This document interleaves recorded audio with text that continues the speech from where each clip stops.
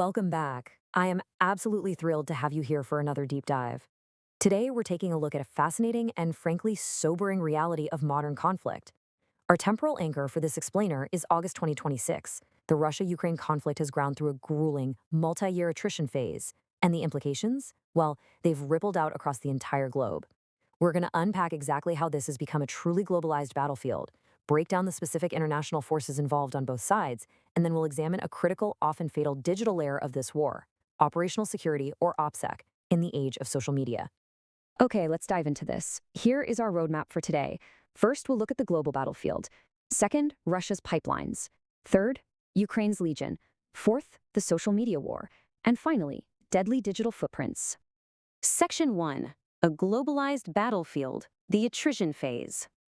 To really grasp who is on the ground right now in mid 2026, we have to understand the strategic reality facing both the Kremlin and leadership in Kyiv.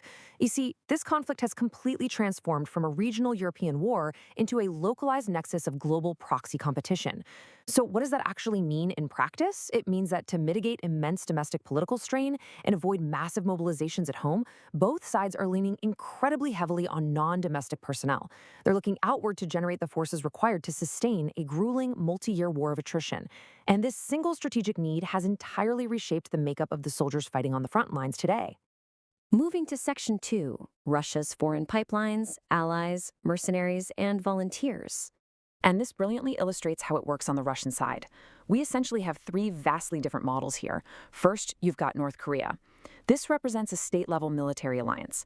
They're providing large-scale specialized units for artillery and ballistic missile support, and in exchange, they're getting tech transfers and hard currency. Then you have Cuba, operating through a systemic, state-tolerated recruitment network. Here, individuals are largely driven by economic desperation and are often placed right into frontline infantry units. Finally, we have Brazil, which represents fragmented individual actors. These are mostly irregular infantry motivated by financial gain or ideological alignment, operating clandestinely since Brazil officially remains strictly non-aligned. So that's three different countries with three completely different geopolitical motivations and levels of tactical utility. And the sheer scale of this is staggering. Thousands. That is the number of Cuban nationals that intelligence reports currently place within regular Russian motorized rifle units, making them one of the largest non-regional mercenary groups out there. But it really doesn't stop there. Thousands of South Asian nationals, specifically from Nepal and India, have also been recruited. Tragically, many of these recruits were lured in by fraudulent social media ads offering high-paying civilian jobs or student pathways, only to suddenly find themselves operating in high-attrition frontline assaults. Beyond those groups, the Kremlin has cast a vast decentralized net that literally spans the globe. There are African nationals lining military contracts enticed by salary and citizenship promises. There's a historical pipeline of pro-Russian Serbian and Balkan volunteers integrating into proxy units like the Pavel Sudoplatov battalion. You also have Central Asian migrants facing coercive contract pressures, legacy Syrian and Libyan private military surrogates, and of course the Chechen Khudarayovites, who function as distinct tribal regional elite storm assets. It's a massive, incredibly diverse acquisition of foreign manpower. Section 3. Ukraine's International Legion, a legal framework. Now, what's really interesting about this is the stark contrast in structural integration when we shift to the opposing side. For Russia, we saw a mix of coercive contracts, illicit trafficking networks, and financial desperation targeting the global south. Ukraine, however, utilizes a system of strict legal integration. Foreign fighters are integrated directly into the armed forces of Ukraine, primarily through the International Legion of Territorial Defense. And this legal framework is absolutely crucial because it formally grants these fighters combatant and prisoner of war status under international law, rather than classifying them strictly as mercenaries. Much like the Russian side, the linguistic and national diversity here is massive, encompassing volunteers from over 50 countries and distinct factions. You've got the seasoned Georgian Legion. You have Belarusian volunteer formations, like the Kastis Kalinowski Regiment, who are political exiles aiming to defeat Russia to ultimately liberate Belarus. There are specialized Portuguese-speaking and Latin American units, like Companhia Serpente. There's a continuous rotation of Western volunteers from the US, UK, and Europe. And notably, there are Russian anti-Kremlin formations, Russian citizens and dissidents fighting directly against the Putin regime. So, unlike the financial drivers we saw in some other pipelines, these units are largely united by shared geopolitical and ideological motivations. All right, Section 4, War on Social Media, Documenting the Combat. Okay, so we've mapped out the physical troop movements and the diverse nationalities on the ground. Now we need to transition to the digital layer of this conflict, which is just as complex and honestly unprecedented in human history. I want you to think about this question. How is this global proxy war actually documented? Past generations read dispatches in newspapers or watched curated evening news broadcasts, right? Well, today, the soldiers themselves on both sides are documenting the war extensively on platforms like TikTok, Telegram, X, and VKontact.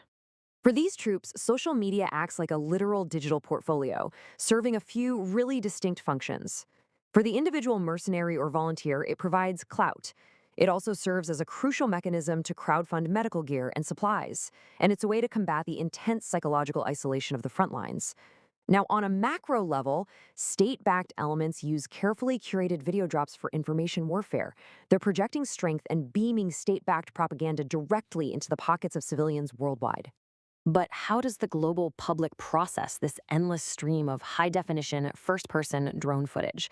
The response is deeply polarized. First, there's a profound desensitization and gamification.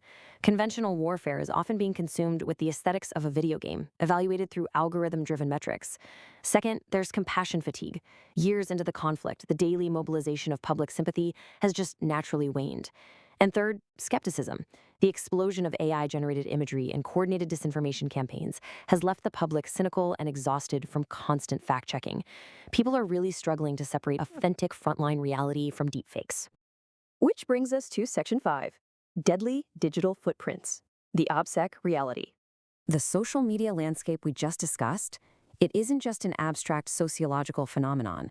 It has severe, immediate military consequences. We are connecting digital habits directly to physical destruction here. So the crucial point is understanding OPSEC, or operational security. By definition, OPSEC involves the measures to protect critical information. In the context of this war, the sheer human compulsion to post online has become a catastrophic OPSEC vulnerability. Open source intelligence, or OSINT, groups and military intelligence units are continuously mining these TikToks and Telegram posts to pinpoint command posts, barracks, and staging areas. Let's see how this builds into a terrifying, real-world cause and effect timeline. Step 1, a soldier uploads a video. Even if they're careful and the background is blurry, the file itself often contains hidden EXIF data or GPS coordinates. Step 2, because they are using standard smartphones on local networks to upload this content, opposing forces use cellular triangulation. The device pings a local tower, instantly giving away a troop concentration. Step 3, that electronic signature is translated into a coordinate, resulting in a precision artillery or ballistic missile strike. Think about that for a second. A simple smartphone upload literally results in mass casualties. And it isn't just about geolocation either. Routine updates lead to what we call vulnerability mapping. When a foreign fighter posts a seemingly innocent vlog complaining about unit morale or a shortage of artillery shells, or even showing off a specific type of newly arrived equipment, they are handing opposing intelligence analysts a crystal clear picture. They're actively mapping their own unit's combat readiness and vulnerabilities for the enemy, completely bypassing the need for traditional espionage. We've seen how a localized conflict drew in forces from Havana to Pyongyang, and how the smartphones in their pockets became targeting beacons. I want to leave you with this stark thought to ponder. In a gamified war, where a smartphone upload is as lethal as a rifle, what is the true cost of a digital footprint? Thank you so much for joining me for this explainer. Keep learning, stay focused, and I'll catch you in the next one.